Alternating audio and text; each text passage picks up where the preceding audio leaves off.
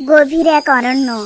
সেখানে আকাশ ছোঁয়া গাছ আর লতাপাতার ভিড়ে বাস করত অজস্র পশু পাখি। কিন্তু সেই বনে শান্তি নষ্ট করেছিল এক বিশাল এবং অত্যন্ত লোভী সাপ। সে কেবল ক্ষুধার্ত থাকলেই শিকার করত না, বরং আনন্দ পাওয়ার জন্য বনের ছোট ছোট পশু পাখিদের ওপর অত্যাচার করত। সাপটি বনের ছোট ছোট পাখিদের বাসা থেকে ডিম খেয়ে ফেলত এবং মা পাখিদের তাড়িয়ে দিত। একদিন সে একটি নিরপরাধ খরগোশের গর্তে ঢুকে পড়ে। এই পুচকেস খরগোশ, তোর এই নরম ঘাসের বিছানাটা এখন থেকে আমার। তুই এখনই এখান থেকে বিদায় হ, নইলে তোকে এই গাছে গিলে ফেলবো। কিন্তু জনাব সাহেব, এটা আমার কষ্ট করে বানানো ঘর। বাইরে এখন সন্ধ্যা নেমে এসেছে, আমি এখন কোথায় যাব? তোর কষ্টের কথা শোনার সময় আমার নেই। যা এখান থেকে ভেগে যা। ভীত খরগোশ প্রাণ ভয়ে পালিয়ে গেল। সাপটি আয়েশ করে সেখানে ঘুমিয়ে পড়ল, কিন্তু তার লোভের শেষ ছিল না। পরের দিন সাপটি শিয়ালের গুহার সামনে গিয়ে ফুসফুস করতে লাগলো। এই যে পণ্ডিত শিয়াল, তোমার এই গুহাটা বেশ বড় ঠান্ডা। আমি ঠিক করেছি আজ থেকে আমি এখানেই থাকবো। তুমি বাইরে গিয়ে ঘুমাও। ভাই সাপ, আপনি বনের রাজা হতে পারেন, কিন্তু এভাবে সবার বাসা দখল করা কি ঠিক হচ্ছে? এই বনে যার গায়ে জোর বেশি সেই রাজা। আমার সাথে তর্ক করবি না, মরবি।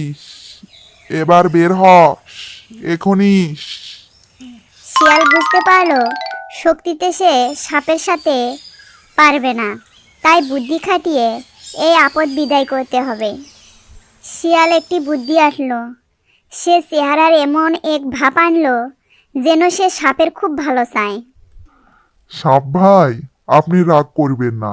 আমি আসলে ভাবছিলাম এই পুরনো অন্ধকার গুহা থেকে আপনার মতো শক্তিশালী একজনের মানায় না। মানে এর চেয়ে ভালো জায়গা আর কোথায় আছে? আমি এমন এক প্রাসাদের ঠিকানা জানি যেখানে আপনি রাজার মতো থাকবেন। সেখানে হাজার হাজার সেবক আপনার সেবা করবে, আর জায়গাটাও অনেক বেশি আরামদায়ক। আপনি চাইলে আমি আপনাকে সেখানে নিয়ে যেতে পারি। সত্যি বলছিস? ঠিক আছে, আমাকে এখনই সেখানে নিয়ে চল। যদি পছন্দ হয় তবে তোকে আমি ছেড়ে দেব। শিয়াল সাপকে নিয়ে বনের এক প্রান্তে একটি বিশাল মাটির ঢিপির সামনে হাজির হলো। সেটা ছিল হাজার হাজার বিষাক্ত পিঁপড়ের বাসা। এই যে দেখুন সাপ ভাই, এখানেই সেই মাটির প্রাসাদ। এর ভেতরে কত কুটুরি, আপনি ভেতরে গেলেই বুঝতে পারবেন। বাহ, এটা তো দারুণ জায়গা। এই ক্ষুদ্র প্রাণীরা এখানে কি করছো? এই তুচ্ছ প্রাণীরা, তোমরা এখান থেকে চলে যাও। তোমরা এখানে এই প্রাসাদ খালি করো। আমি বনের অধিপতি, এখানে থাকতে এসেছি। তোমাদের মতো নগণ্য প্রাণীদেরকে এখানে থাকার কোনো অধিকার নেই। এমন করে হবে না, আপনি এগিয়ে যান। কিরে, তোরা আমার কথা শুনবি? নে, তোদের মরণ দশা চেপেছে। সাপের গলার আওয়াজ আর দম্ভ দেখে হাজার হাজার পিঁপড়ে তাদের বাসা থেকে বেরিয়ে এলো।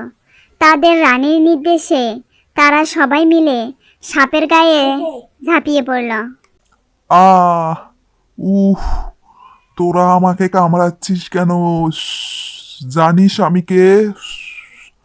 উফ, উফ, ছেড়ে দে আমায়।